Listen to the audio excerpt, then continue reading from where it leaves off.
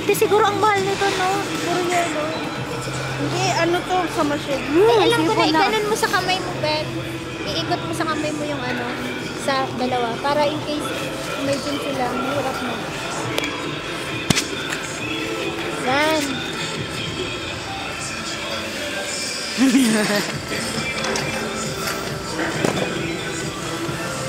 Dito. Oh, malapit na. Woo! Hi! Yeah! This video. Stop here. Hindi na pwede.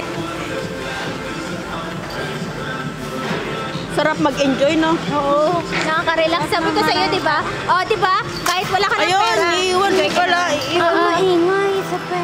Ay nga pala. Ang sarap mag-enjoy dito, promise. Ay, mataas siya. Pababa na tayo. Oh, Lord. Pababa na.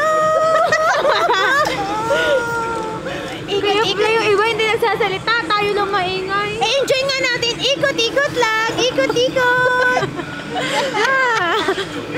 Ikot-ikot lang. Ikot-ikot lang.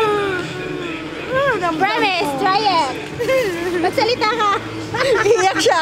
Iiyak na yan. No, I'm not crying. YOLO! Wala nga, nakakaramdam ako ng Ito mag-isa nga lang siya eh. Oh. Sumakay na siya. Steady ka lang pala dapat. Pero pag madami naman tayo, okay lang. Sa tingin mo, Beb, mas malamig to no sa amin kaysa yan, no? O, di ba mga bata nga? Ito yung gusto ko dati. Sabi ko gusto ko pumunta doon. Dapat tinanong mo pala si na place, di ba? Tapos binigyan ko. Nagra-rides din, ha? Uy, ba't ang mga yan nag-i-skate tapos nagra-ride? Oo nga, pwede nga din. Di ba kasama nga yun? Eh di dapat libre nga yun. Eh kaya lang, dapat mag-i-skate din ang isa sa inyo. Eh, ayoko naman mag-ganyan. Hindi naman marunong.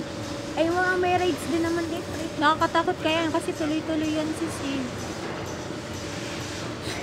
Grabe, ganito ang aming naranasan. Sabi ni Kuya Michael, mas madali daw ang ganyan kaysa daw skate, yung may gulong. Oo, kasi Dyan yelo lang at saka balance naman yan. Tsaka hindi, Kaya lang. hindi ka matutumba dyan na natatanggal. Ngalay nag-aam pa ako. Hindi, galaw-galaw kasi. Picture dapat ganito eh, pwede.